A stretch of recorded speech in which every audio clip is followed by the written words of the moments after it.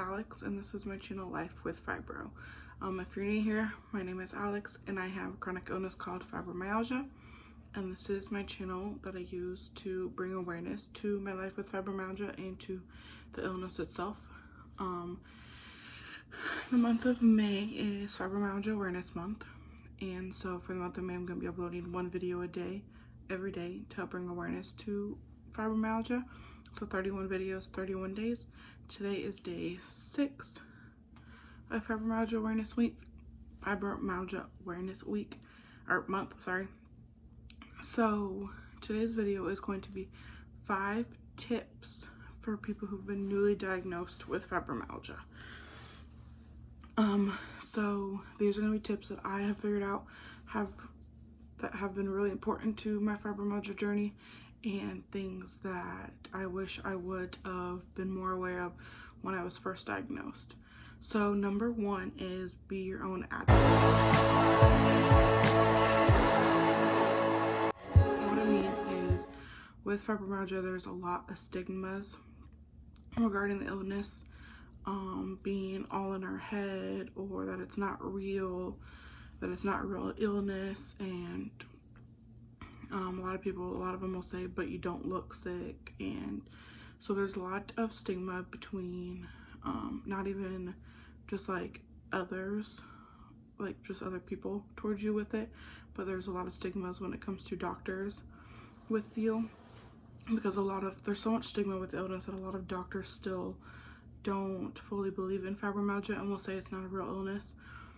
So when I say be your own advocate, I mean make sure that if you come across a doctor who is trying to tell you that it's all in your head, or that fibromyalgia isn't a real illness, or that it's just depression, or just anything like that, make sure you be insistent and persistent that it's something else and that something is really going on, that it's not in your head, and make sure you get the care that you deserve for your illness, and not just to be shoved aside because someone doesn't think it's a real illness.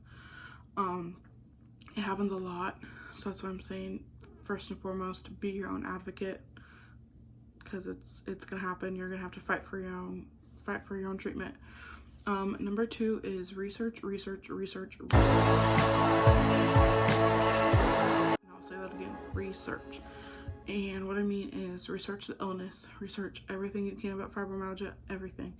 Research treatment options, research the prescriptions that are available for it, research the side effects for Cymbalta and Lyrica and pregabalin, I think it's the other one. Research all the side effects, research the benefits that it gets, research doctors, research just every single thing that you can about the illness, research every symptom individually, research everything, and be very knowledgeable, or have as much knowledge as you can about fibromyalgia, because it ties into number 1, you have to be your own advocate. So make sure you know enough about your illness that you can fight for yourself. And that is one thing I've noticed, is that us patients with fibromyalgia know a lot more about our illness than the actual doctors do. Since there's so much stigma behind it, doctors don't know much about it, so us patients, from our research and just living with it, know way more about it than any doctors do. So then number 3 kind of ties in, be open to different treatment options.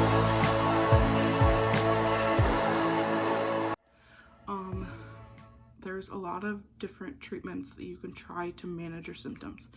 Nothing's going to cure your fibro. It's not going to completely diminish your symptoms, but there's a lot of different ways that you can manage it. There's the prescriptions that there's out. There's Cymbalta, Lyrica, pregabalin. There's supplements and vitamins to help the symptoms, which is what I do.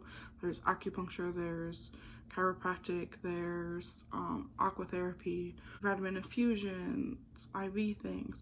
There's just a whole bunch of different treatments that you can do, so make sure that you look into all treatment options before you decide what route you want to go, and if one doesn't work, you try another one, because everybody's different when it comes to the fibro. Everybody's different on what helps them, what doesn't help them.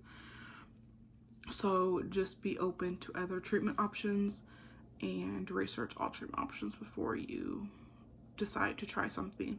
Number 4 is be patient and be kind with yourself. Fibromyalgia is a tough illness to have. It's not easy just waking up sick like I did. It's not easy having to adjust to the different things that your body can and can't do now. And it's hard to remember that it's not just you and that it's actually your illness that is stopping you from something. So just be patient with yourself, be kind to yourself. Don't start blaming yourself if you can't do something. Just acknowledge the difference between what you want to do and what your illness will allow you to do.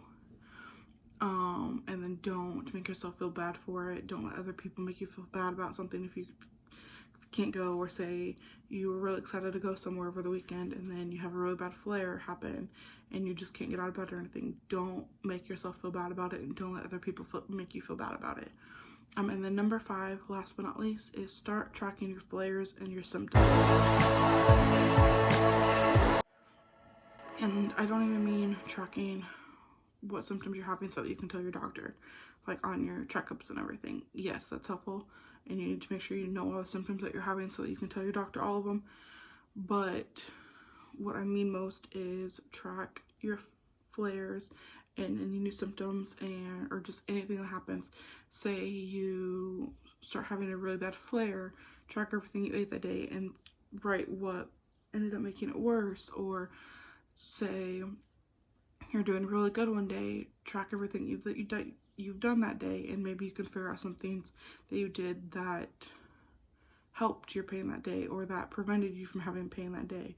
And then track enough to where it'll kind of help you realize what causes the severe flares or what causes the severe pain, so that way you know to stay away from those things.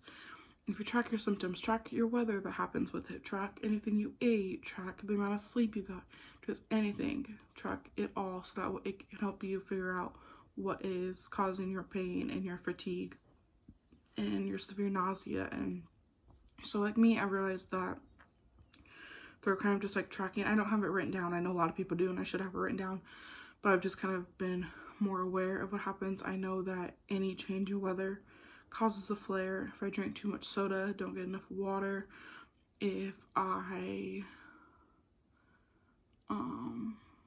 walk a specific amount, I'm in a flare and I can't use my legs the next day. Just anything, and it'll help you realize what is going to cause a flare.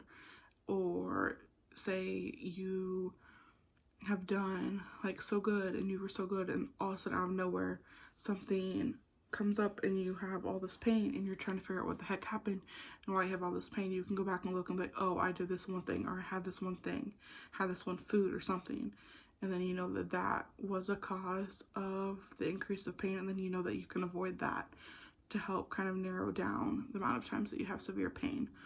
So that's just the top 5 I have now. If you have any more questions or would like any more tips, comment below and I can do another video for it. But don't forget to like, comment, and subscribe so you don't miss one of these 31 videos. And I hope you have a great night. Thank you. Bye.